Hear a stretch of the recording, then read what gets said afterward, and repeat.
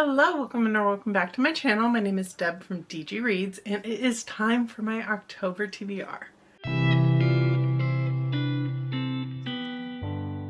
I love creating TBRs. I love spooky season. There's so much I'm excited for in October. We get Kylee costume season, which is a whole thing of its own. I share a lot of costume pictures with Kylee over on my Bookstagram, so be sure to check that out as well. And I'm sure some of those will show up in some of my vlogging for the month of October. Let's talk real quick about readathons, because there are always so many fun readathons in October, and I try to participate in as many as I can. Top priority for me in October is Halloweekend. This is a readathon brought to us by Lexi at Books with Lexi, and she has so very kindly invited me to be part of it this year. I'm so excited. I'll get to host sprints for it, and I'm looking forward to this readathon so much. At the time I'm filming this, the announcement video is not live yet, but it will be up by the time this video goes live. So I can't really plan for the prompts in this TBR, but that's okay. There's going to be a lot of unplanned things going on this month, and I'm sure I will find books in my spooky reading options that will give me plenty of things to read for that readathon. It is, if you're not familiar, a weekend readathon, meaning that every weekend in October, all the way through Halloween, the readathon is happening. So it goes Thursday to Sunday every week. So you can just kind of do a little mini readathon every week, and it's so much fun. Lots of sprints are happening. Lexi has lots of people hosting sprints throughout the month, and like I said, I am so excited. In addition to that, I have TBR Harvest. This is brought to us by Leandra at the TBR Zero, and I am going to be playing her pumpkin patch game, which basically you pick a prompt to start with, and then you just kind of roll a dice and go around and get prompts. There's harder modes you can do. There's just kind of regular mode. My printer had a little bit of an issue when I'm printing this, so it's a little stripey, but rather than waste some ink and waste some paper, I'm going to just say a dad's character. We're going to go with that theory. But in any case, I'm looking forward to this. I think I'm probably going to go easy mode. We'll see how it goes. Maybe I'll try to pick up some ghostly or cat companions throughout the month. We shall see. So thank you to these hosts for putting together fantastic readathons. These are super combinable with other things, so I would encourage you to check them out, and they will be linked down below. But I will also be doing my TBR game for this month, and that's the bulk of this video. So let's go ahead and figure out my TBR from my Prompt Ball TBR game. In terms of last month's TBR, I have a week left basically of reading in the month, and I only have 2 more books that I need to finish, and both of those I also need for Magical Readathon, so I have every confidence that I will have finished them by the end of the month. So we're counting last month as a TBR win. That means we're starting off with just 5 quarters, 5 prompts, and we'll see how it goes. In theory, we could get away with only 5. Chances of that are very slim, but we'll see as we go. For prompt number 1, we got a blue ball. And for this one, we need to find a cover with something on the cover that begins with the randomized letter. So we will randomize a letter and see what we get. Why is it when I pull this kind of prompt, every word ever in the history of language that started with a P goes out of my brain? I was getting close to just saying person on the cover would count, which felt a little cheaty, but I did find one. I'm going to be reading Famous Last Words by Gillian McAllister. This has a pen on the cover, also paper, I'm now realizing. This is a book of the month book that I got and don't remember much about it, other than I have enjoyed this author before. It's about a new mother whose world is upended when her husband commits a terrifying crime. How well does she truly know the man she loves? And what danger does she face if her entire life has been built on a lie? For prompt number 2, red. Okay. For the 52 book club, I need to find a book by an author who releases things more than once a year. I don't think that should be too hard.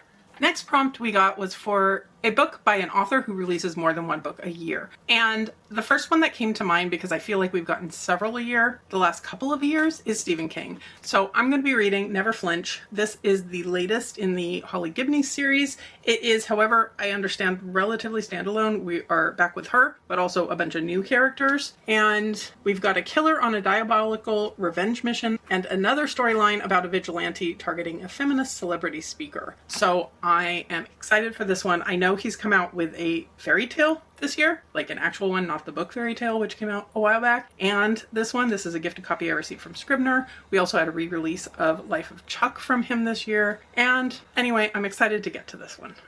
Number 3. We got another red, so our first duplicate.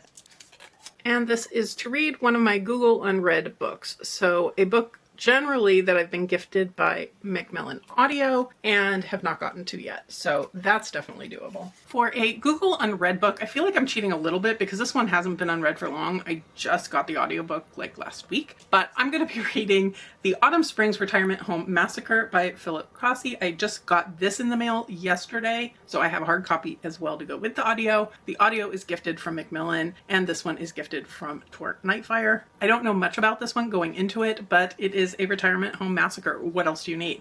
And for Buzzwordathon this month, we need a weapon on the cover and we need a violent word in the title for the 2 different challenges. And this is definitely a weapon on the cover. If you can see that, there is a knife image there. And I'd say massacre screams violence to me. So this is going to be a heavy hitter book for me. Number 4. We got another blue, so that's our second duplicate. Okay. For the 52 Book Club, this is to read a book where the author's last name could be used as a first name. For an author with a last name that could also be used as a first name, the book that I'm picking up is Hush My Darling by Lee Kenny. I also filmed this in my Horror Bingo TBR and realized at that point that it's a really hard cover to film, and somehow I did it again to myself. But this is the special edition from Twisted Retreat. Maybe that one's slightly better to show off. It'll show up a little better than the full black cover, but this is a indie published book that I know nothing about. We are following a young woman who is taking a road trip around Ireland, and she gets stuck and is rescued by a family, but it's horror. Something maybe is not right about this family. I don't know. I'm looking forward to finding out the details. Number 5.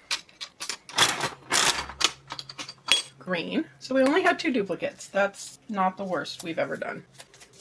Okay, and we get to skip a prompt, so no book for this one. The game seems to be being nice to me this month. All right, so we had 2 duplicates. So for my first bonus prompt,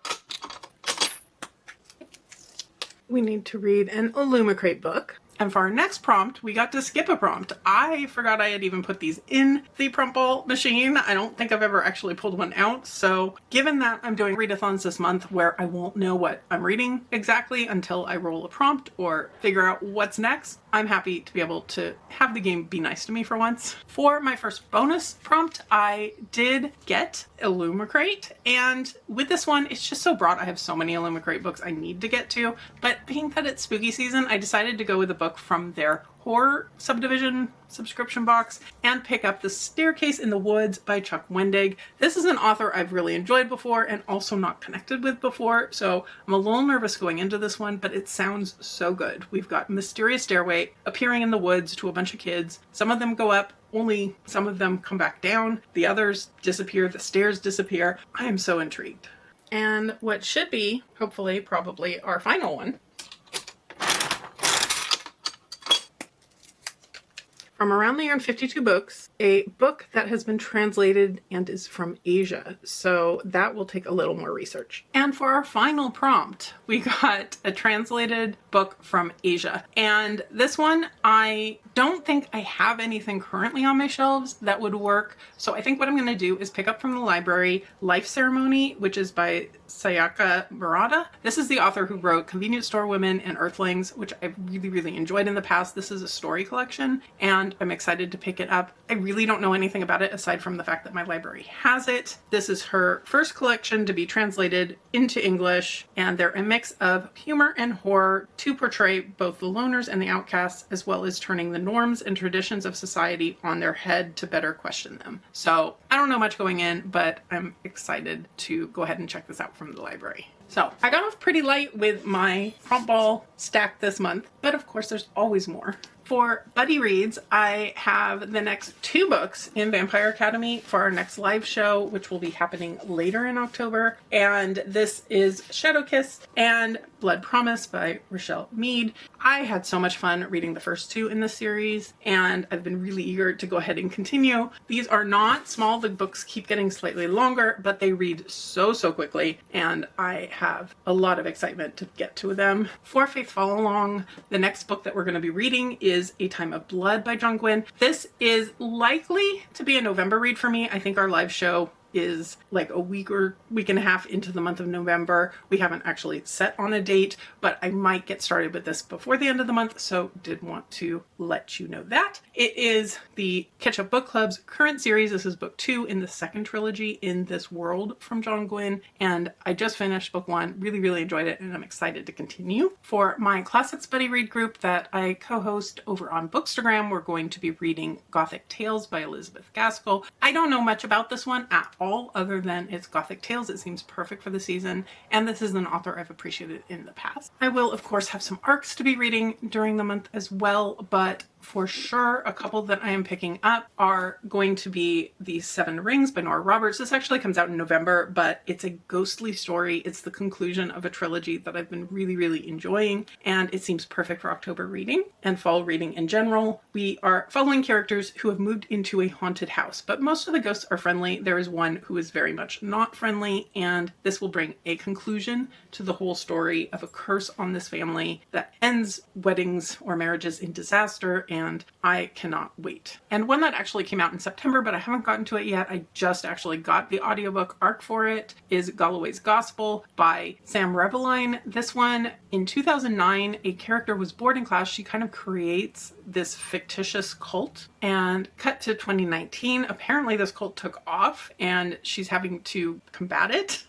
I don't know too much about this one, but the cover definitely caught my eye. The culty story definitely seems perfect for spooky season reading. And I always like to get a nonfiction and a short story collection on my TBR each month. I have a couple short story collections I've already mentioned, so that's definitely covered. Another arc that I'm going to be reading is The Genius Bat by Yossi Yovel. I'm probably butchering that, but this is a gifted copy I received from Macmillan Audio, and I am looking forward to this one. It's a exploration of the world of bats. That's really all I know going into it, but it seemed like a perfect nonfiction pick for spooky season reading. In addition to these, I will be kind of rolling as I go with the various readathons and picking books as I go, which may overlap with some of these, maybe something completely random. I also have a birthday this month, so I do have a particular vlog in mind for that, and some other fun reading plans in general. So let me know in the comments below, are you participating in any of these readathons? I would encourage you to check them out. Have you read any of these books? Are any of them on your TBR? What are you planning to pick up for spooky season, or do you avoid the spooky altogether? Let me know all the things. And if you've made it this far and you don't have anything to comment, leave me a bat emoji because 'tis the season. If you could hit that like button below, I'll surely appreciate it, and subscribe if you're interested in my thoughts on some of these books, all of my readathon journey in October, and my bookish content in general. But for now, I'll leave you here and see you real soon in a new video.